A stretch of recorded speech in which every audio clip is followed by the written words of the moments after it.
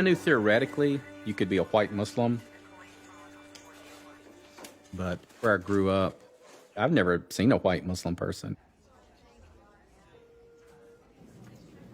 Yeah. Did you survive overnight?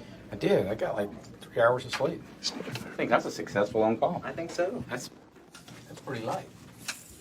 Thank you, sir. My grandparents on both sides of my family were farmers in rural Mississippi. Black-eyed peas and cornbread, you can't get much lower than that. I definitely went through a lot of phases of being unaware of injustice and then seeing injustice, but not knowing how to process that. I'm probably the only person here whose grandfather taught them how to tie a noose. Guide us, O God, on the straight path, the path of those who are not lost along the way. We ask you to be with us as we go out on the floor today and serve your people. In chaplaincy, you get some really, really life or death situations. We get people flown in from all over the state who have been in car wrecks, they've been shot. Any trauma that comes in, the chaplain has to go to with all the doctors. Going into patients' rooms, when I kind of found out I'm not the Muslim chaplain that sees Muslims, I'm the chaplain. I'm scared these people are going to kick me out of the room. Hey, I'm Shane from the chaplain's office. It helps, I think, being a Muslim that walks in with a Southern accent and can talk about deer hunting and getting in a tree stand. I kind of got pretty secure in that before all the Trump stuff started happening. Hey. People in North Carolina have yelled out of the car at my wife, "Go back to where you came from." And my wife's about 5 foot tall, but she stopped in the middle of the street and why didn't they get out of the car? You know, what a bunch of cowards. 3 men to drive by a lady with some kids and yell that out of the car. My wife's way tougher than me, you know, and braver. Oh, yeah, you could do it like the pink bow tie. Mom was so excited to see snow. It doesn't snow in Indonesia. That's the first time. And then in the Mississippi, power. there was no snow. Yeah. I first met my husband. We were talking about Indonesia. I feel like if I was American, they probably would call me redneck, you know, because I was coming from such a kind of redneck kind of lifestyle, I guess, you know, simple, you know, like my family work in the field and grow their own food. Yeah. This was when he was running the taxidermy supply company, my grandfather's taxidermy supply company. Of course, you know, you have some bad days and good days.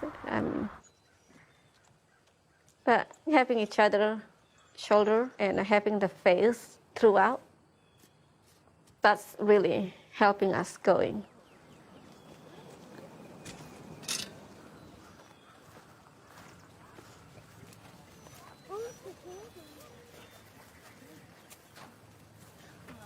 Bobby, what does that say?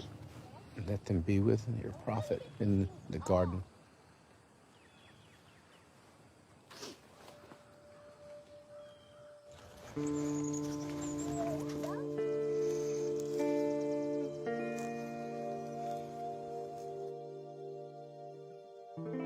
So after Adam, my wife and I got pregnant, and we were having the ultrasound done, and turned out that my wife was carrying conjoined twins. They were telling us, looks like they're sharing a heart, and we don't know if they may survive an hour or a day or a week. They asked if we would mind if the chaplain stepped in and visited with us. That was my exposure to what a chaplain was. My wife and I are, you know, there's no way I think we're ever gonna be apart after this. It's just a brutal and beautiful experience.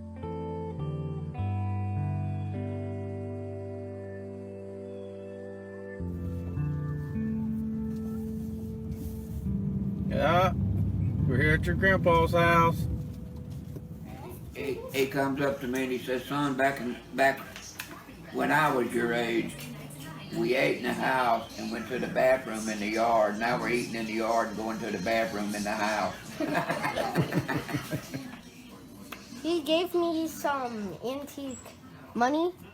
This was used by the Confederate States, and this one was when the states... I was the first generation of my family to go to an integrated school. I didn't have black friends growing up, African-American friends growing up, until I got in high school. And then interacting with different people and seeing that there's good and bad in all people. There's beautiful people that come in all different shades. Really, it was really confusing. Things didn't really add up. It caused a lot of friction in my family. I started getting into hip-hop music. Between classes, we were raising a ruckus in the hall, rapping and beatboxing and stuff. This is at a county fair, at the Neshoba County Fair in Philadelphia, Mississippi. I think we went on right after the ladies' ragtime band. It's pretty awesome. Really receptive crowd to the two white kids rapping. I started hearing Malcolm X mentioned in some of this music, so I read the autobiography of Malcolm X. Right after I became Muslim, I walked around Jackson, Mississippi in a robe and a turban. It wasn't out of love for the Prophet Muhammad, peace be upon him, to try to emulate him. It was to piss my family off, to aggravate my family. And I think I did a pretty good job at that. You know? Your past is what made you. And it influenced you. Yeah. And it makes you the person you are today. Yeah. You have to embrace it. Yeah. Good or bad. Yeah. And then you go on from there. Yeah,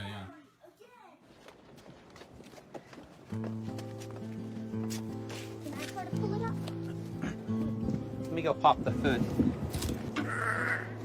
Recently, it kind of sunk in. I'm sitting at a crossroads of being from a Southern Baptist family from Mississippi that's a practicing Muslim. And something doesn't quite feel right about this. I mean, you can't function psychologically throwing away the first 29 years of your life because you become Muslim. And Islam doesn't ask that of you.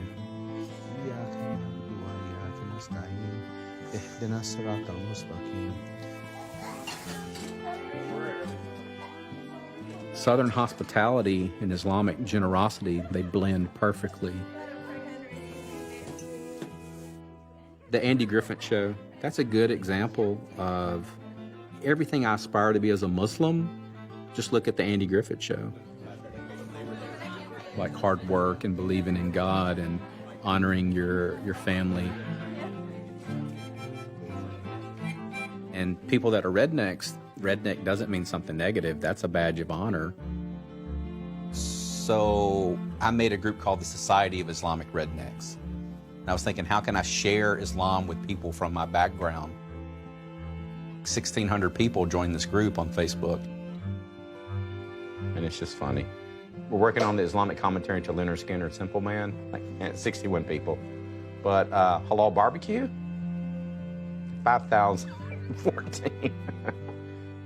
On the little blurb, it says there's many positive parts of redneck culture, but we just seek to purify that of racism and sexism.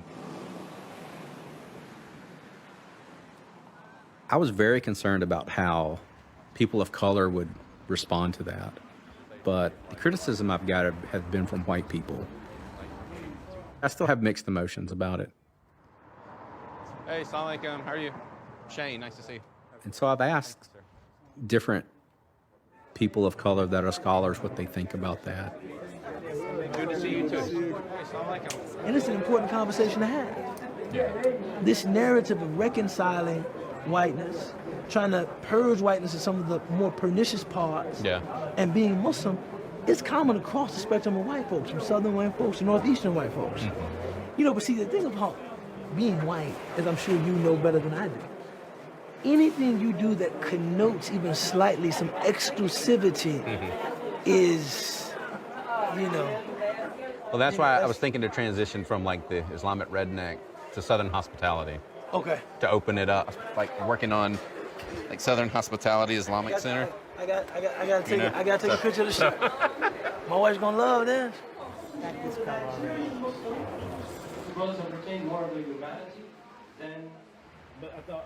Being white, you have the luxury, you can kind of pretend racism doesn't exist. But I think in our souls, we know something's not right, and we're not at ease. So, our brother Shane is going to tell you something. He told me, he said, you know, Imam, I grew up as a redneck. He's in the African American Islamic Summit. That's Deen. That's Islam. It's impossible from where I sit to be raised in America and not be socialized to be a racist. Or white supremacy is socialized into you as a white person here. Allah made us this way, and if we've participated in something that's unjust, we need to turn back to Allah, make tawbah, apologize, and then stand up for what's right. And what part of your culture do you keep, and what parts of your culture do you purify and you let go of, such as racism and sexism?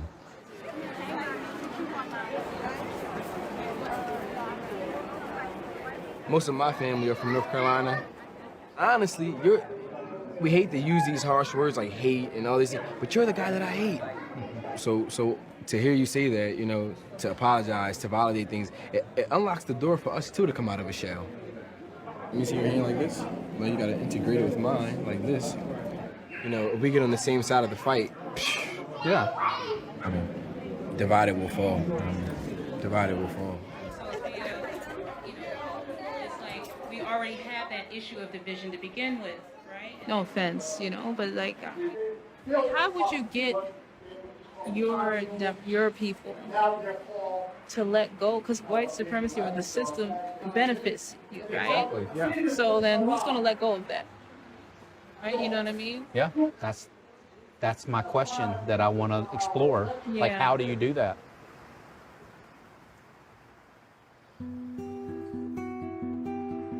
We can make a contribution to standing up for justice. Someone was asking me about this, well, what would motivate white people to do that? Because you don't really have anything to gain. You're just going to give away your privilege, but I'm thinking you gain your humanity by doing that. You're true to your soul, that you don't brutalize other human beings.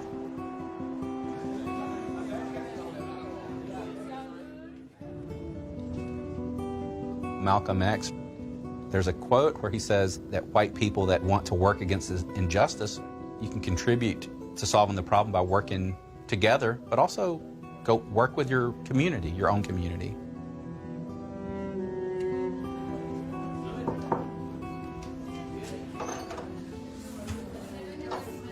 Hey guys.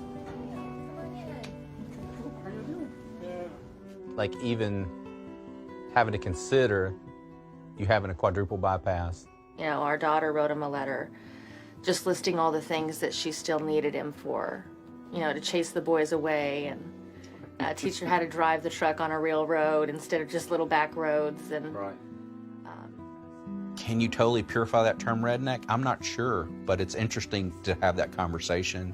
And I think it definitely kind of sets the stage for people to understand you can keep your identity. You just have to let go of the things that transgress other people's rights.